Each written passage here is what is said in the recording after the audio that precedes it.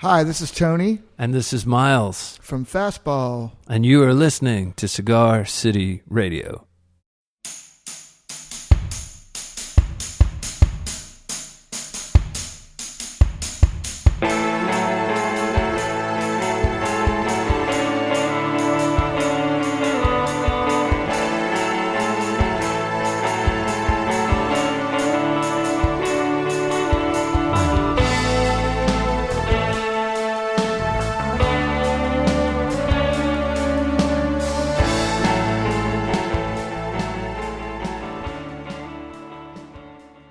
Welcome to a very special edition of Cigar City Radio. We are here live at Yeoman's Downtown, celebrating Goose Island Migration Week with the Goose Island Beer Company from Chicago, Illinois. The Gooses have flown south for the winter, and I guess they're hanging out with us now. That's the Migration Week. All right. Yeah.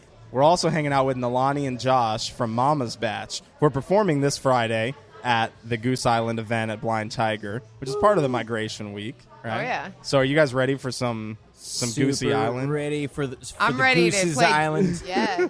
We're going to be tasting. I'm ready to get goosey. Well, we're going to be tasting some beers in a little bit, so right. you can get That plenty is- Goosey. That is exciting. But That is before, I wanted to talk to you guys because I know you are working on a new album. You got some new music that's in the works. So tell us what's going on in the world of Mama's Batch.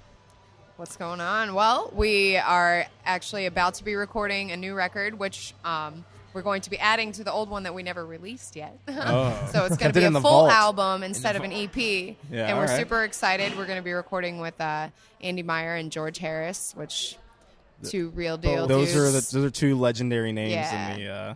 in the Tampa area scene for sure. They do all the cool stuff. Yeah. They do Well, cool George stuff. has recorded countless records at Creative World. Andy Meyer, he's been front of house for Bruno Mars, Justin Timberlake, like a lot of really big names in pop and rock music. Janet Jackson, Molly Crew. yeah, just to name The a few. list goes Just to name a on. few. We're So, super excited. Yeah, and you're going to be working with him to put this record out. You just pick up all these names. I just drop. Just drop all, Just drop all the names. But yeah, it's pretty cool. He actually came out to one of our shows. We were playing outside at this place in Tampa, man. And it was really cold, and he stayed the whole time. And people were like leaving because it was so cold. And he was like, stayed. He's like, man, I think we could do something together. And it was really, so it kind of went from there. Yeah. That's nice. That's a great way to do it. Yeah. But you've been playing a long time in the Tampa scene and gigging often. You know, it's actually really funny. My cousin runs a UPS store, the UPS store on McDill. Shout out to my cousin's UPS McDill? store. Oh. Yeah. But the guy who works behind the counter one day, he saw me coming in to they print out our business cards and stuff, and he was like, "Oh, he's like, you manage bands? He's like, you should check out this Mama's Batch band. I saw them last night in St. Pete. They were fucking killer, man." Oh, man. I was like, I'm already hip, dude. I'm already hip. That's awesome. But it's cool. It's probably a different Thanks, band. UPS He guy. didn't mean us. He didn't It mean us. can't be man. a different band. Yeah. You got to be the only Mama's Batch Yeah. out We're the there. only. We checked. I think that we are. No one else would go with that one. Yeah. Too funny. I know you told me in the past that the name kind of means, it's good cooking, homemade. Well, group. it's the equivalent of your mother's best cooking. So we want to be the musical equivalent of whatever it is that because everyone's mom's a good cook, right? Yeah, So yeah. it's like, if there's like a potluck dinner and everyone's mom made something, you would want to eat your mama's batch of whatever that was, right? Because Yeah, mama's that's batch true. is the best. That's so true. Whatever that's makes where you it feel comes. good, you know. Yeah, I think that all the time. Like, other places, they make good food, but they don't make it as good as my mom does. There you go. So There you go. yeah, that's so. awesome. This is the batch. you're the batch. The legendary mama's batch. So tell us a little bit about your music for people that haven't heard, because it's it's like part soul, like a little jazzy. You got great vocals, great guitar, Funk and rock and soul. funk and Yeah. rock and soul, Funk and rock and soul. Yeah. funk I and think- Funk funky rock and rock soul. and soul. Funk rock and soul. If you just, We'll make up a word. it's a very hyphen-filled name, Funk rock and soul. It's just there's at least 2 hyphens in that one. But yeah, man, it's some people kind of equate it to like us being like a throwback band, which I don't know if it's true. I think that we're doing something new, but we definitely Yeah. have roots, in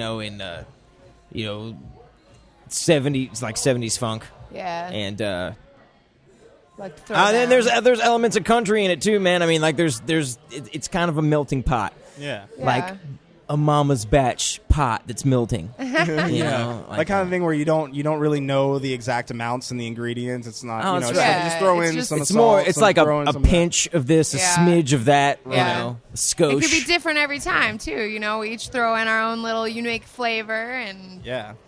figure out what we make. at It's the a end lot of of the fun. night. It's a lot of fun. Well, I think that's one of the most rocking parts is you guys like jam. You know, you're really jamming out on stage.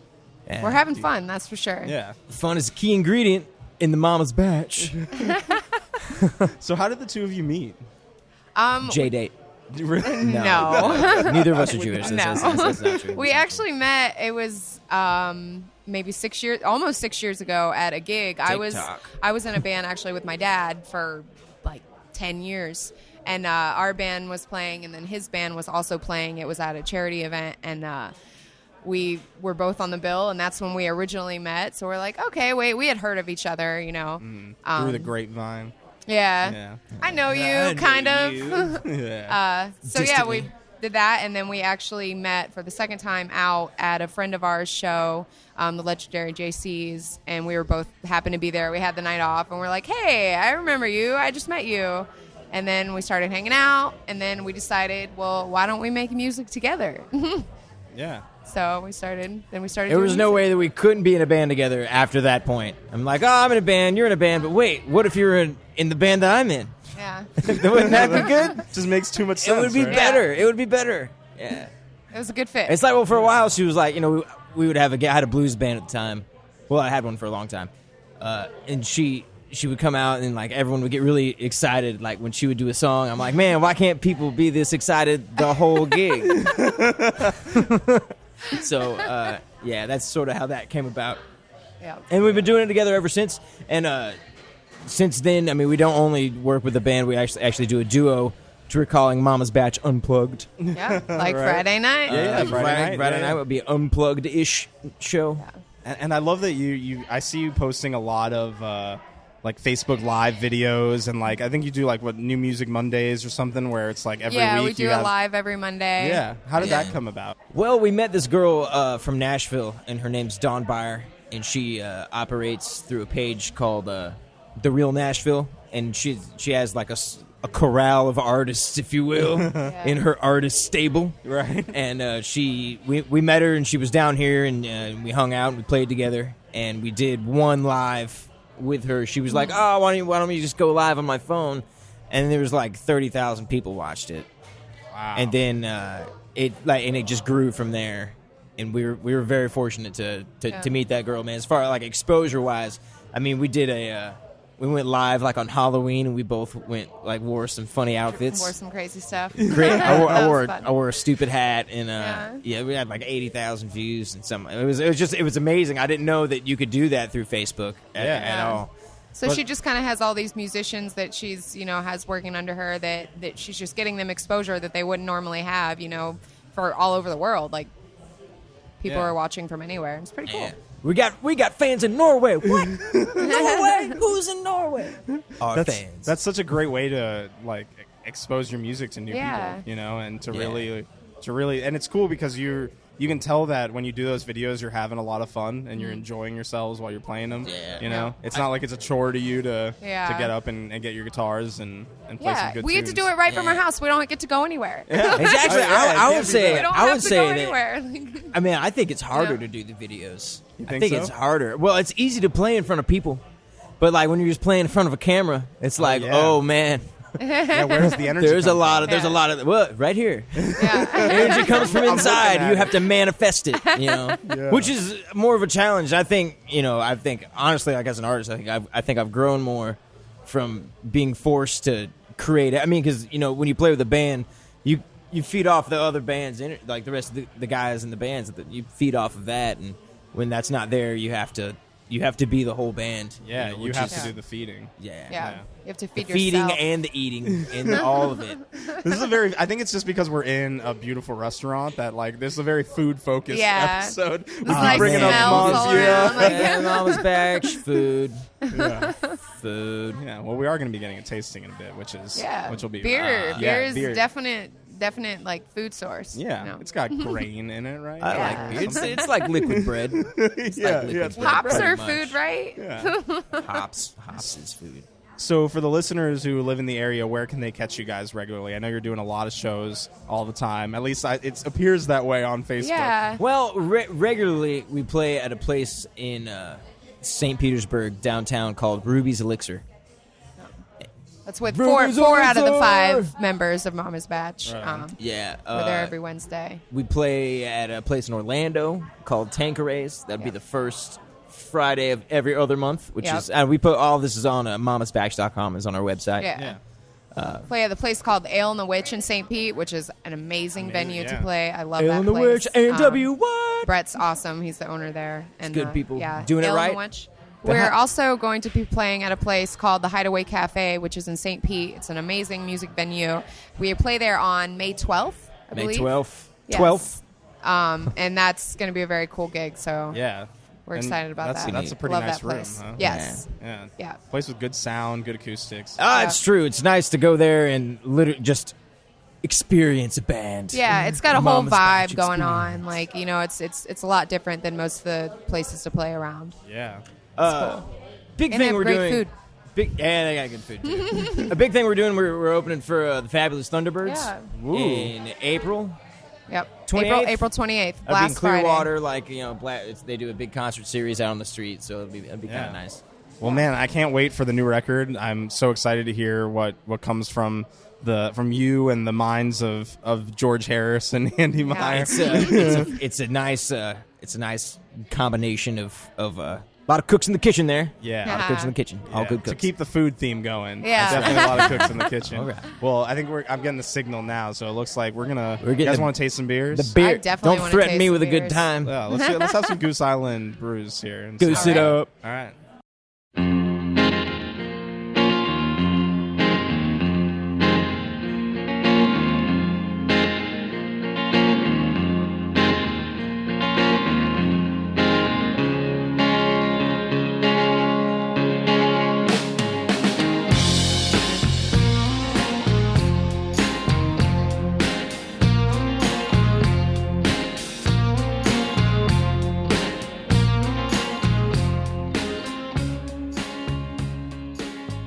All right, well, we're here hanging out with Chris McCleary and Jesse Valenciano, right? Did I get that right? Did you say Valenciano or Valenciano? Valenciano. Valenciana. Valenciana. Is that what it is? Yeah. Jesse Valenciana.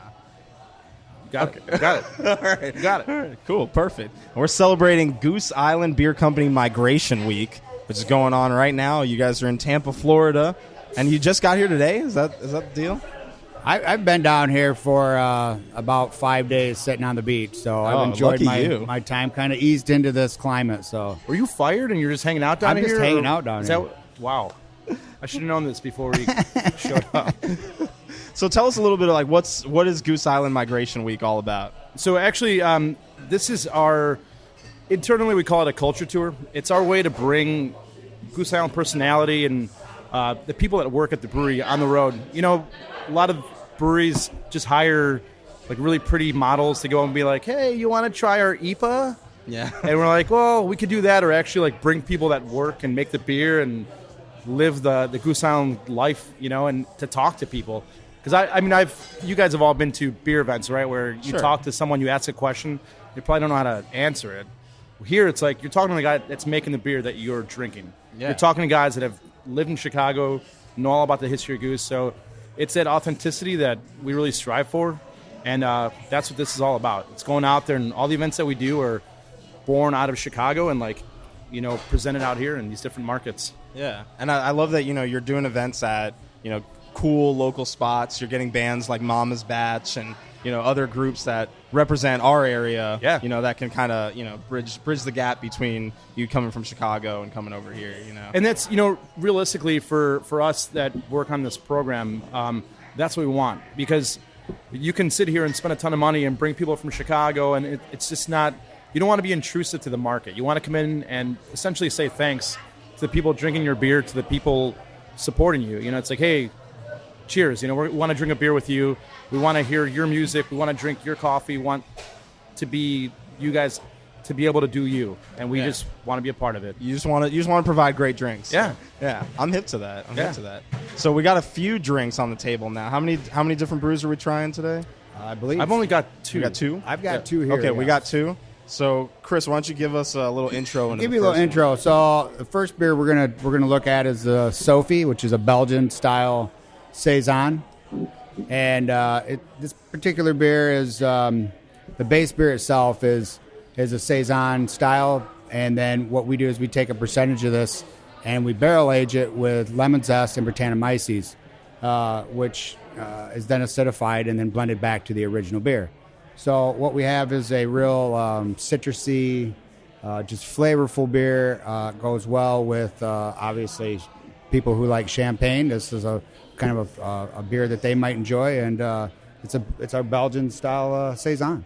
So, right on. orangey. I dig it. I get a lot of like white peppery notes and vanilla in this. It's still one of my favorite beers. Yeah, it's awesome.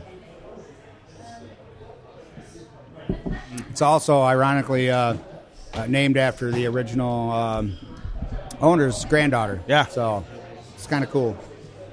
Delicious.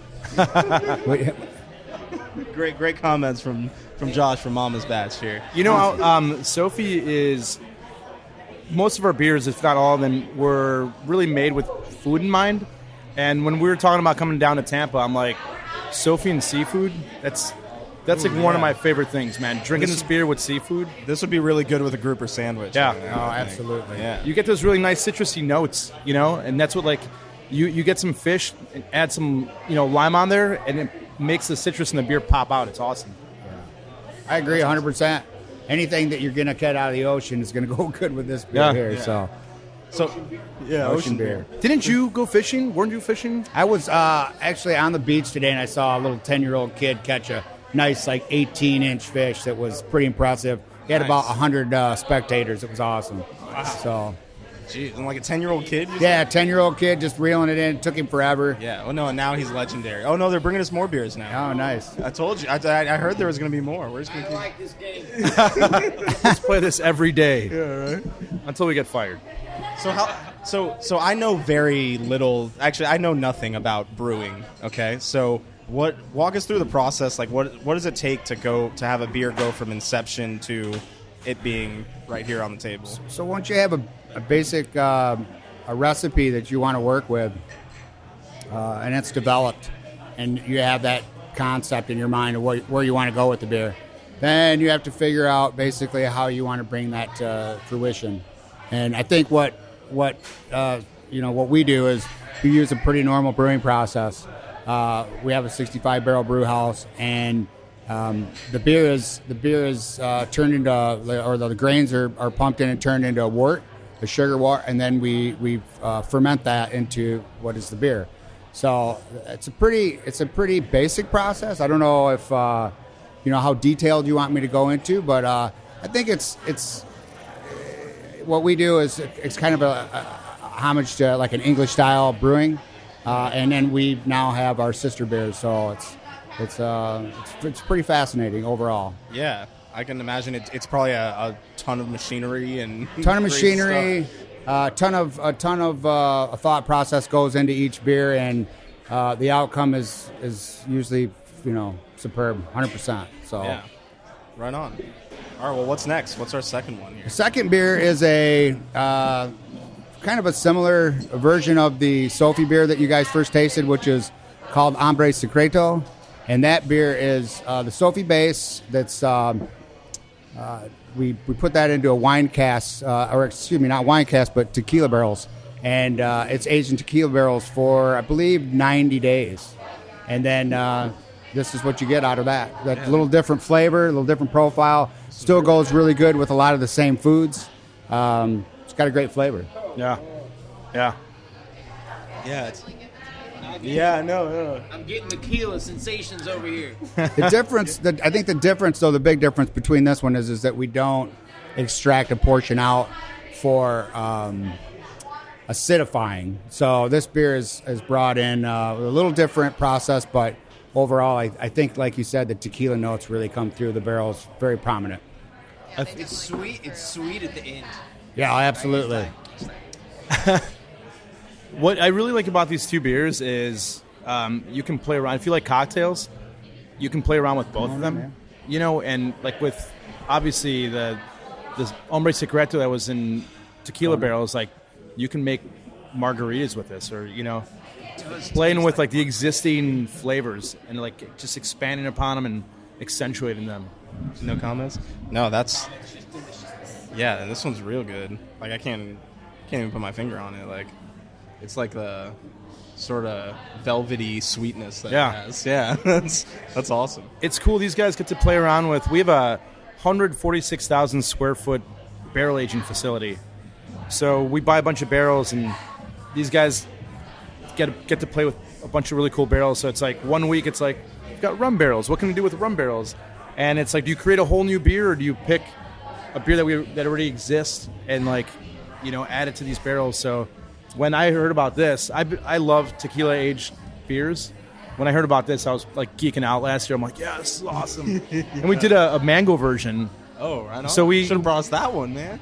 Well, that one it's gone, but it was one of those things too. We get a lot of fruits for different beers that we do. We work with local farms, and we came across a bunch of mango. That was the story that I was told.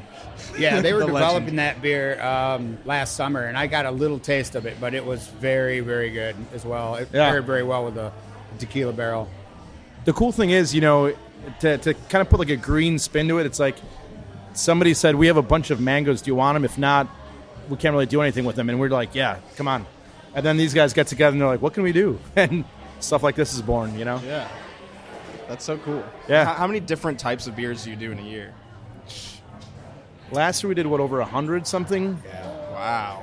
They're on the pilot system. Yeah. We produce a beer generally every week. Wow. Pretty much. I would say that's on a good average, because it's a 2-barrel system, but we have multiple fermenters, and so we can be brewing multiple times, and so you're getting beers about once a week off that system. Yeah. What I wanted to add before, when you were asking like how beers become, this is a pretty special beer. Sophie's, we make it on a larger scale, but a lot of the beers that become these, it's almost like a farm system, like for baseball, right? So like we've got this pilot system now, and these guys get to go and play around, and then we've got programs within Goose Island. Like we do these beers. It's called the Fulton and Wood series. Fulton and Wood is the corner where our brewery is.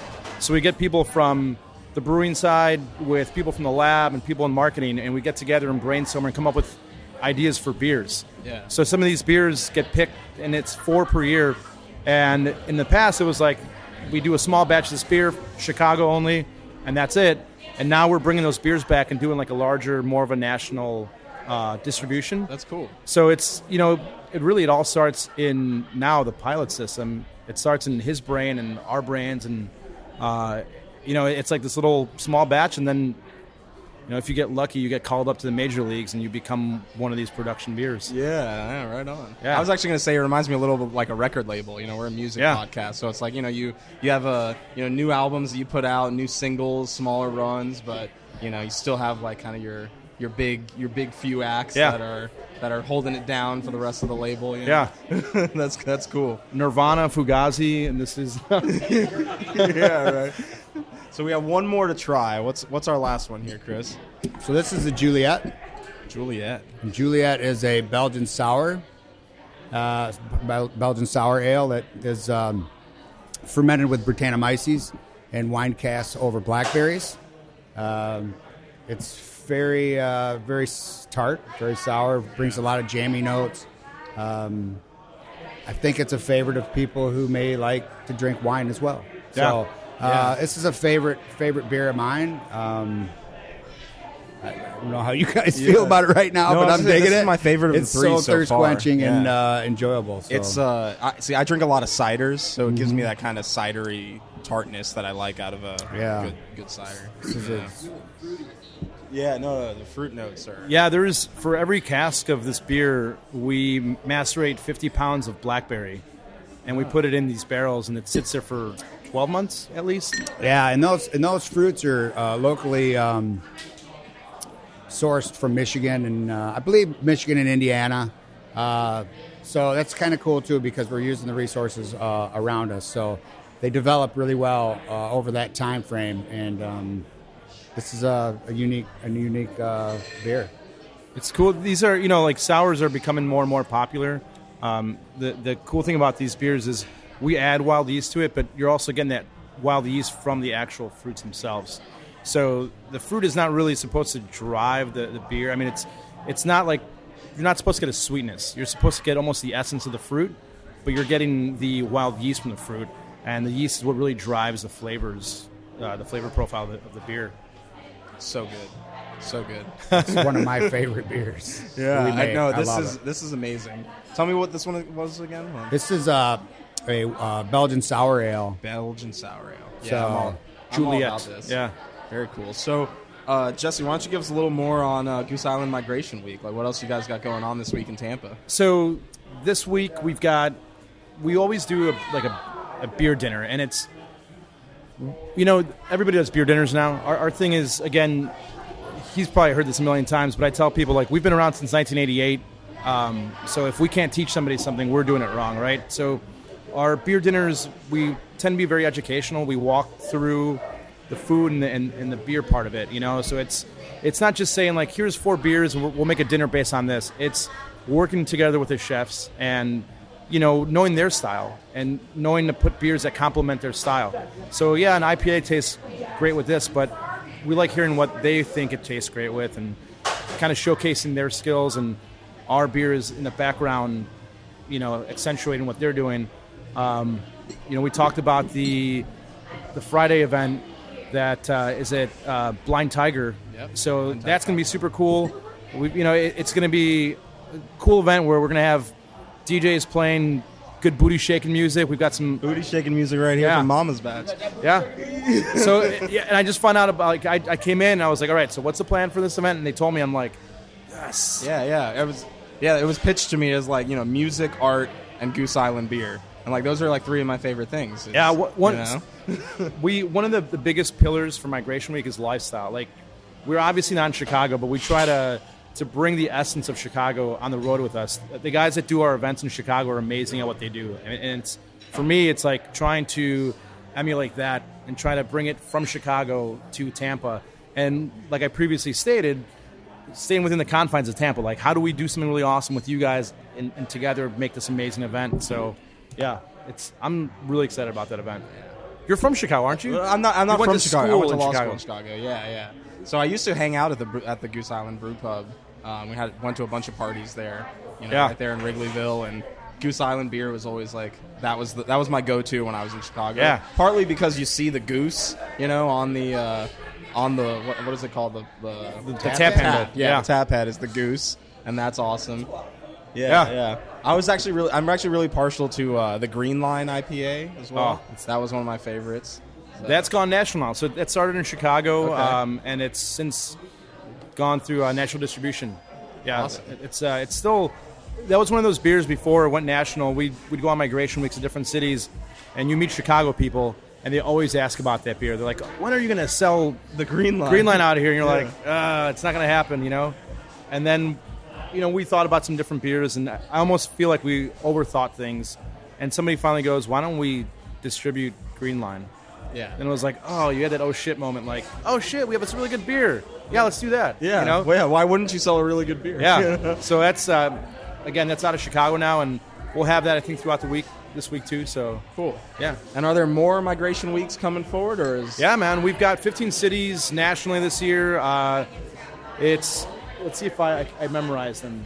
Tampa, Houston, Dallas, Phoenix, LA, Seattle, Denver, Minneapolis, Milwaukee, Philadelphia, New York, Washington, D.C., Atlanta, Indianapolis, and we end up in St. Louis.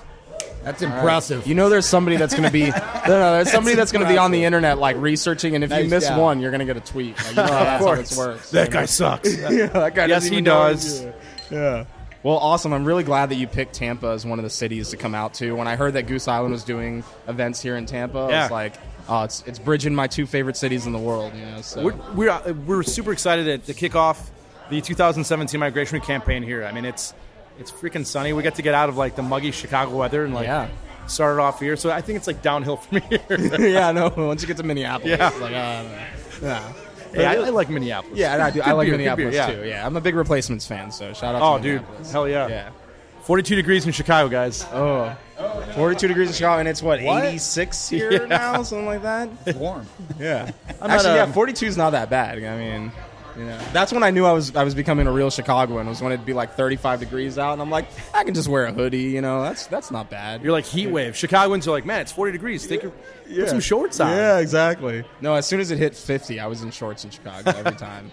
So, well, thank you so much, Chris and Jesse, for having us. And We have a bringing little all gift these- for you. We got a little gift for you. Yeah? This is for you. Yeah, we heard that you were a fan, so this was something we wanted to present to you as a little token, a little barley wine, Bourbon County barley wine, Thank you. and it's a vintage bottle. This is It's awesome. 2012, I think. Is that? Very cool. I'll post a picture of this So- on social so y'all can see. It's awesome. Thank you. Brand barley wine. Thank you so Yeah, much. it's a super rare beer. We do an imperial stout that we barrel age in bourbon barrels, and those barrels we use once, and then we end up selling them to Scotland. What year is this? Oh wow! Can I have that? It's 2013. So the only time we ever reuse those barrels is to make the barley wine with it. So if it's 4 years old, that's probably smooth. So, Sweet. Yeah, man. I'll share this with my brother. He's a big craft beer guy. So. He'll love that. Yeah. Right on. Don't let him sell it. We better not see it on Craigslist. No, it won't be on eBay. Don't worry. All right, Goose Island, thank you so much. Check out this Friday. Go see Mama's Batch and hang out at the Music, Art, and Goose Island beer event at the Blind Tiger this Friday. Look for Nick, and he'll buy you a beer. Oh, there you go, Nick.